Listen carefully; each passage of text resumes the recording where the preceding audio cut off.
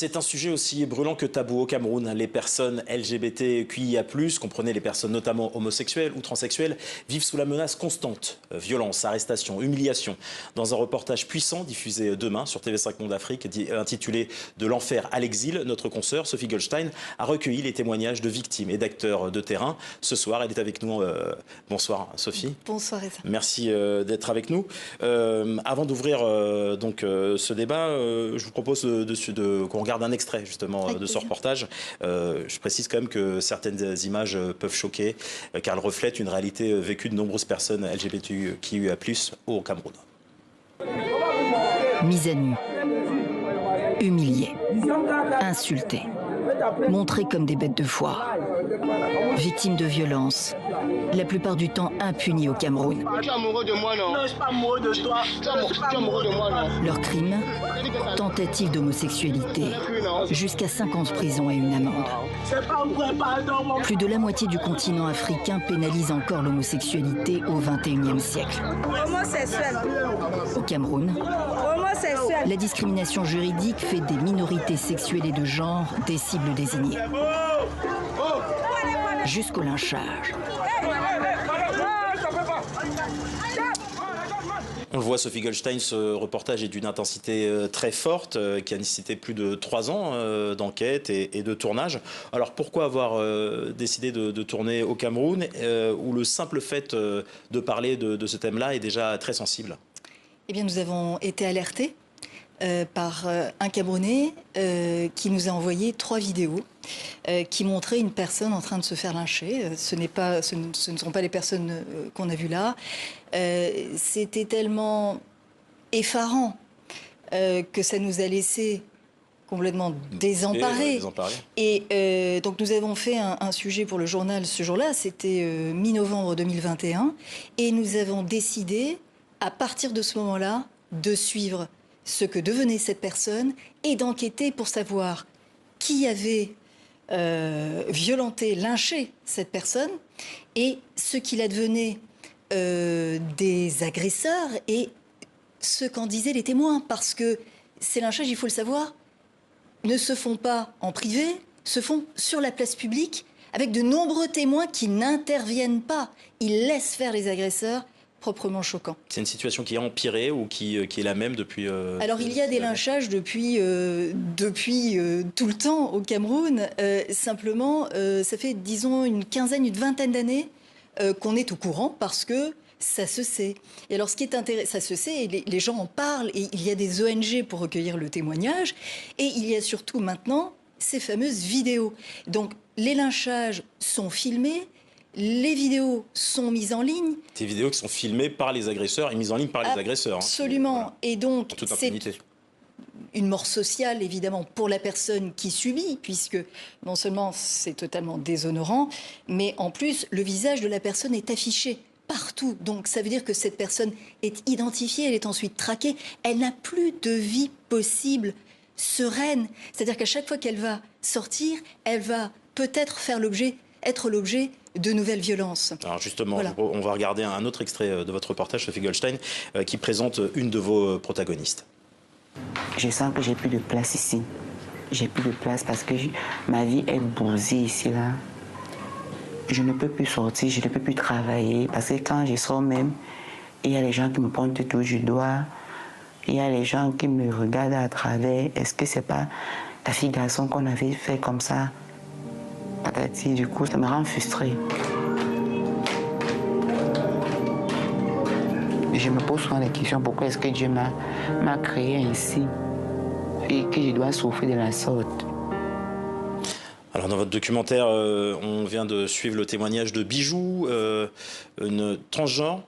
Non, elle n'est pas transgenre. Qui est c'est une personne intersexe. Intersexe, voilà. Et vous pouvez le définir?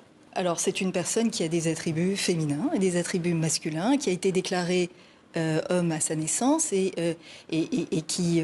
qui elle-même le dit, je suis une femme enfermée dans le corps d'un homme. Mais tout à fait, et elle se vit pleinement comme cela, et malheureusement, elle ne peut pas être elle-même dans cette société pleine de tabous, et où, il faut le dire, les agresseurs sont protégés par la loi. Parce qu'il y a ce fameux article 347 bis, de la Constitution qui fait des homosexuels des criminels, tout simplement. Les relations entre personnes de même sexe sont pénalisées au Cameroun et donc peuvent valoir jusqu'à 5 ans de prison et jusqu'à 200 000 francs CFA d'amende. Et donc, la loi est du côté des agresseurs. Donc, les agresseurs agressent, violent, peuvent tuer. Et la loi, elle est a priori de leur côté. Sauf, effectivement, à pouvoir les poursuivre en justice. Ce qu'a fait donc l'ONG qui a pris Bijou sous son aile, qui lui a offert un refuge pendant de nombreuses années avant qu'elle puisse partir en exil. Justement, comment vous avez pu recueillir ce témoignage? Comment vous avez gagné la confiance de Bijou? Eh bien, nous lui avons parlé assez rapidement. Nous avons, voilà, c'est le travail d'enquête. On était très contents de pouvoir le faire et c'était extrêmement difficile aussi parce que nous n'avons pas pu aller au Cameroun. Vous voyez, les autorités camerounaises ne délivrent pas de visa aux journalistes étrangers qui veulent faire un reportage de société sur cette question-là et qui veulent interroger toutes les parties parce que c'était ça ce qu'on voulait faire. Nous voulions faire, aller interroger, faire un véritable travail documentaire, aller interroger les victimes, les agresseurs, les ONG, les autorités, pour comprendre pourquoi des gens peuvent se sentir, légitimes dans l'agression de quelqu'un d'autre qui est une personne humaine. Il faut le rappeler, et malheureusement, les gens l'oublient. On parle de Bijou, il y a aussi une autre personne qui a subi aussi d'atroces sévices, on va en parler dans un instant. Mais ce que je voulais savoir, c'est est-ce que vous avez réussi à déterminer si ces victimes de discrimination, de violence, sont souvent issues d'un milieu social défavorisé? Alors c'est, nous disent les avocats, toujours le cas.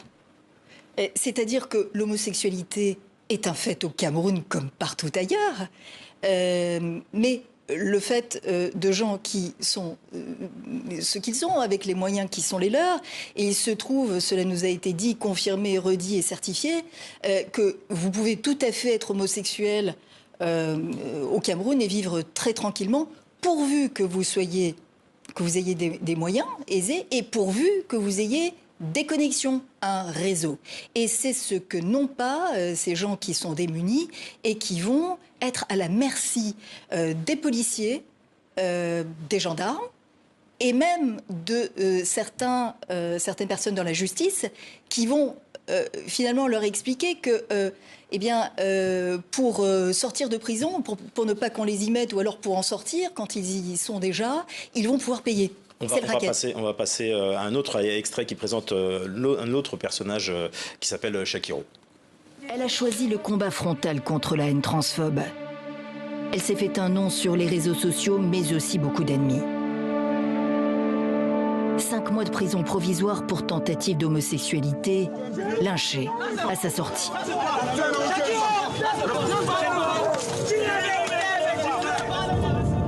Au Nigeria, où elle a fui dans l'espoir d'obtenir un sésame pour l'Europe, elle remue ciel et terre.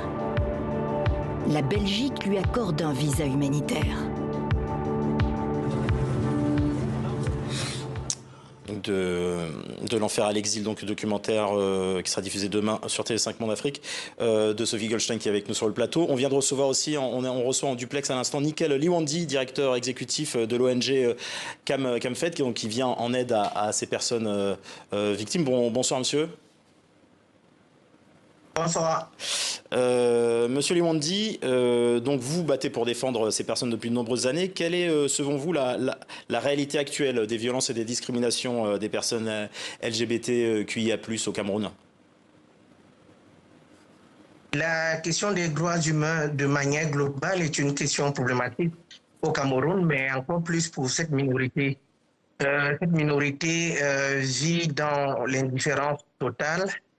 Et nous assistons à une sorte d'homophobie d'État qui consolide les actes des agresseurs qui s'érigent ici comme des assistants à l'appareil judiciaire camerounais et commettent les violences en pensant rendre justice à la société Donc, c'est un quotidien de violence, de discrimination. Et beaucoup n'existent même pas parce que n'ayant aucun papier légal et ne peuvent avoir accès à aucun service et encore moins au service de justice. Est-ce que vous avez un message à passer à ceux qui nous regardent, celles et ceux qui nous regardent? Il est important pour la communauté nationale camerounaise de comprendre que les droits humains sont les droits qui sont des droits dédiés à toutes les personnes sans discrimination. À la veille des élections, il ne faudrait pas que les populations, comme à l'accoutumée, se fassent manipuler par des politiciens populistes en manque d'idées de développement et qui vont reporter leur haine sur les minorités telles que les personnes homosexuelles aujourd'hui. Un autre message pour la communauté internationale est celle de soutenir les efforts des organisations telles que les nôtres au Cameroun qui avons perdu les moyens suite aux restrictions américaines et nous en avons besoin urgemment. Merci. Merci Nickel Louandi, je rappelle que vous êtes directeur exécutif de l'ONG CAMFED. Merci Sophie Goldstein, je rappelle donc le titre de votre documentaire. Merci à vous de l'enfer à l'exil, demain sur TV5 Monde Afrique. Fin de cette édition, merci de l'avoir suivi, à demain.